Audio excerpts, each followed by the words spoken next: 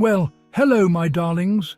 Gather round the wireless, pull up a threadbare chair you actually pay market rent for, and prepare to have your minds gently, royally blown. The great British pastime of not looking too closely at the royal finances has hit a tiny, peppercorn-sized snag. That's right. The sound of Prince Andrew's deeply discounted existence at Royal Lodge has, like a magic beanstalk, grown into a giant looming inquiry into all the royal real estate deals. And the details? More delicious than a coronation quiche left in the sun. Our scene is set by the ever-reliable Ingrid Seward of the Telegraph, who, with a tear gracefully rolling down her cheek onto her embossed notebook, lamented, "What people don't realise is how hard some of them work, and how joyless much of their lives really are. The least we can do is let them live somewhere lovely." Let's just unpack that with the care of a butler folding a napkin into a swan. Joyless! The word conjures images of windswept balconies, the oppressive weight of a tiara, the sheer agony of choosing which historic walled garden to stroll in. It's not deprivation, darlings, it's a vibe. And apparently the cure for this specific strain of aristocratic gloom is not, say, a nice holiday or a hobby. It's a free castle or a mansion. Royal defenders say palace life is a gilded cage, not a joy, luxury offset by sacrifice and scrutiny. Yet we see royals at exclusive events and holidays, enjoying privileges few could imagine. The joyless royal story is fading. The real question, is the system itself fair? Princess Beatrice's London apartment at St James's Palace became a symbol of hidden privilege. For years, the public assumed she paid market rent for her four-bedroom home. In reality, her father, Prince Andrew, covered the rent using income from the Duchy of Lancaster, a public asset. Public money quietly subsidised a private royal lifestyle with no transparency or oversight. The arrangement was hidden for years, justified as a father helping his daughter. But this wasn't a normal family deal. It involved public funds and secrecy. The revelation shattered the image of a modern, independent royal. It exposed how privilege operates behind closed doors, even for non-working royals. The issue wasn't envy of the apartment, but the lack of honesty about its funding. It revealed a two-tier system, one for the public, another for the royals. This single case let in a flood of questions about fairness and accountability. Prince William's home, apartment 1A at Kensington Palace, is a 20-room, 4-storey residence in central London.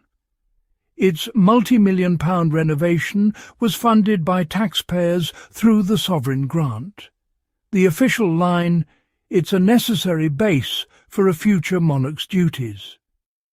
But is such opulence truly required in the modern era? The lines between public duty and private luxury are blurred.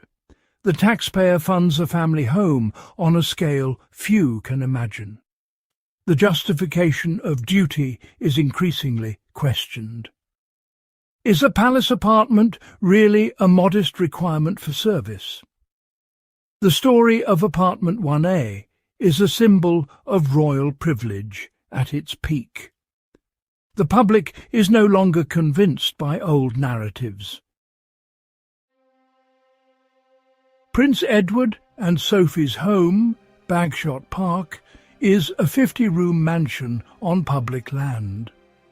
They secured a 150-year lease at a fraction of market value, justified by their investment in renovations. On the surface, it seems reasonable low rent in exchange for repairs. But the benefit is immense, a dynastic asset for generations locked in by a historic deal. This isn't just about housing a working royal, it's about transferring public value into private hands. The custodian argument rings hollow when the property becomes a family estate for a century and a half. Bagshot Park exposes the flaws in the system public assets use for private luxury. The Crown estate, meant to serve the nation, is leveraged for royal comfort. Renovation costs pale in comparison to the benefit of a 150-year lease. The arrangement raises fundamental questions about public benefit versus private privilege. Bagshot Park is not modest living, it's dynastic privilege, secured for centuries. The public is right to ask, who really benefits? For years, the press focused on royal fashion, ceremonies, and family drama. Stories that sell, but distract. Meanwhile, the real issues, property deals, finances, and secret arrangements, went largely unexamined.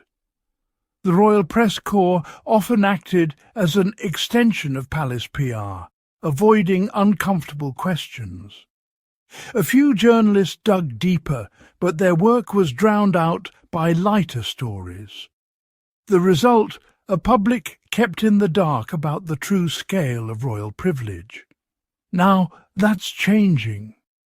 Persistent reporting and public curiosity are shifting the focus. Stories of peppercorn rents and secret deals are breaking into the mainstream. Politicians are starting to take notice. The age of distraction is ending. The demand for transparency is growing. The press can no longer ignore the real story. This debate isn't about envy or wanting palaces for ourselves. It's about fairness, transparency, and accountability in a modern democracy. Public assets should serve the public good, not just a privileged few. It's time to re-evaluate the system, beyond old narratives of sacrifice and duty. We need clear public accounts of who lives where, what rent is paid, and how it's set. So let this be the 9-minute clarion call. This is not about envy. This is about equity. This is about the most powerful family in the land living in a financial fairy tale, while the rest of the nation navigates a cost-of-living crisis. It is about a press that forgot its purpose, and a public that is now, finally, being handed the receipts. The Windsors' lives may be joyless, darlings, but from where I'm standing, in my joyfully mortgaged terrace house, their gloom looks an awful lot like gilded, hereditary and publicly subsidised bliss. And the bill for that particular brand of bliss has just landed on the public's doorstep. The inquiry is here. The game is up. Let the thrilling, long overdue accounting begin.